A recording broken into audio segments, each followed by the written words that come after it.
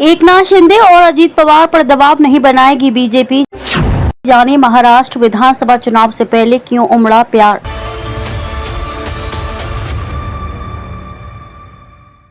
नमस्कार, मैं खुशी और आप देख रहे हैं स्वतंत्र भारत न्यूज। आइए नजर डालते हैं इस वक्त की बड़ी खबर पर। लोकसभा चुनाव में शिंदे सेना और अजीत गुट पर दबाव बनाने वाली बीजेपी का अब सहयोगी दलों पर प्रेम उमड़ रहा है। अब वह किसी भी कीमत पर सहयोगी दलों को नाराज नहीं करेगी, बल्कि सभी को साथ लेकर चलेगी। पार्टी की कोर कमेटी की बैठक में सहयोगी दलों को साथ लेकर चलने की बात कही गई है। पार्टी के एक वरिष्ठ नेता का कहना है कि लोकसभा चुनाव के वक्त जिस तरह का दबाव बीजेपी ने सहयोगी दलों पर बनाया था, वैसा दबाव विधानसभा चुनाव में नहीं दिखाई देगा। विधानसभा चुनाव में पूरे समन्वय से चुनाव लड़ने पर जोर है। साथ ही सहयोगी दलों पर कोई विवादित बयान भी न देने का निर्देश दिया गया है। हाल में बीजेपी ने केंद्रीय मंत्री प्रभारी भूपेंद्र यादव और रेल मंत्री अश्विनी वैष्णव को महाराष्ट्र का प्रभारी और सह प्रभारी नियुक्त किया है। बीते सप्ताह ही उन्होंने प्रदेश बीजेपी कोर कमेटी की बैठक बुलाई थी, जिसमें पार्टी के सुर बदले हुए नजर आए। प्रभारी और सह प्रभारी ने प्रदेश बीजेपी के लोगों से सहयोगी दलों को संपूर्ण सहयोग देने के लिए कहा। अश्विनी वैष्णव ने विधानसभा चुनाव में समन्वय बनाने के लिए एक कमेटी बनाने के लिए कहा, ताकि सहयोगी दलों के बीच किसी प्रकार के वाद विवाद की स्थिति को खत्म किया जा सके।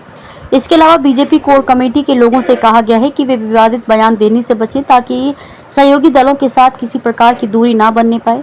बीजेपी ने बनाया हर तरह का दबाव। आपको बता दें कि लोकसभा चुनाव से पहले सीट बंटवारे को लेकर बीजेपी ने शिंदे सेना और अजीत पवार की एनसीपी पर दबाव बनाया था। खासकर शिंदे सेना पर तो अंतिम क्षण तक दबाव बनाया गया।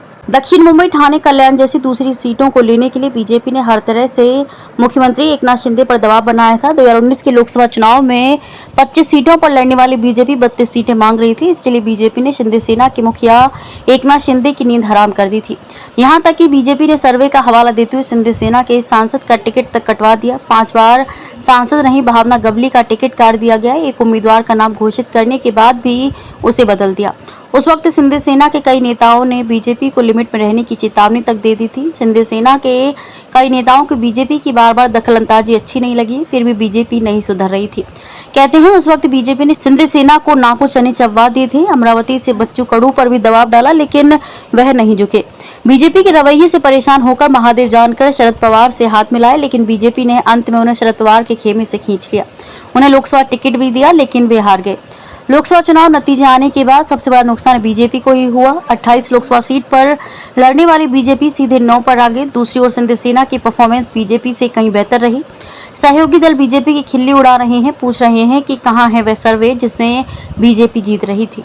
अब सहयोगी दलों को बीजेपी की सर्वे पर भरोसा नहीं रहा। लोकसभा चुनाव ने जहां सहयोगी दलों में ऊर्जा भर दी है, वहीं बीजेपी हार से उबर नहीं पा रही है।